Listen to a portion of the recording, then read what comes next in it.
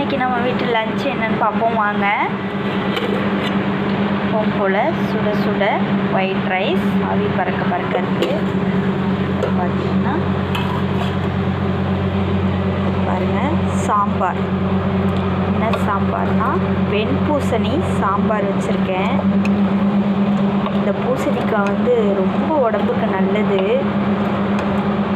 டேஸ்ட்டுமே இந்த பூசணிக்காய் மட்டும் போட்டு சாம்பார் வச்சோன்னா வாசனையே சூப்பராக இருக்கும்.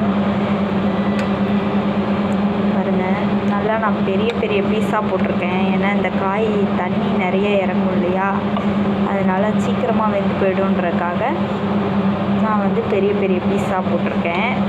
சின்ன வெங்காயம் உரித்து போட்டு வச்சோன்னா சாம்பார் அவ்வளோ டேஸ்ட்டாக இருக்கும். பூசணிக்காய் சாம்பார் தான். யாருக்கெல்லாம் அந்த பூசணிக்காய் சாம்பார் ரொம்ப பிடிக்கும்னு கமெண்ட்டில் சொல்லுங்கள். எனக்கு ரொம்பவே பிடிக்கும். அதுவும் இந்த சென்னை சைட்லாம் பூசணிக்காய் நிறைய இருக்கும், ஆனால் யாரும் சமைக்க மாட்டாங்க. ஏன்னு பார்த்தீங்கன்னா எல்லோரும் வாசலில் தான் உடைப்பாங்களே தவிர சமைக்க மாட்டாங்க. எங்கள் ஊர் பக்கம்லாம் இதை சமைப்பாங்க.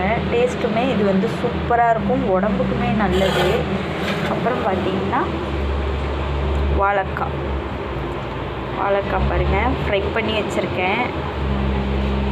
நல்லா ஆயில் கம்மியாக விட்டு நல்லா டேஸ்ட்டாக ஃப்ரை பண்ணி வச்சுருக்கேன். இஞ்சி பூண்டு பேஸ்ட்லாம் போட்டு சிக்கன் 65 மசாலாலாம் போட்டு ஃப்ரை பண்ணி வச்சுருக்கேன். இதுவுமே டேஸ்ட்டு சூப்பராக இருக்கும். இதான் ஃப்ரெண்ட்ஸ் இன்றைக்கி நம்ம வீட்டில் லஞ்சு. உங்கள் வீட்டில் லஞ்ச் என்னென்னு கமெண்ட்டில் சொல்லுங்கள்.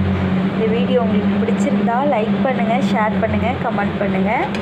மறக்காமல் சப்ஸ்கிரைப் பண்ணிவிட்டு பாருங்கள். தேங்க்யூ.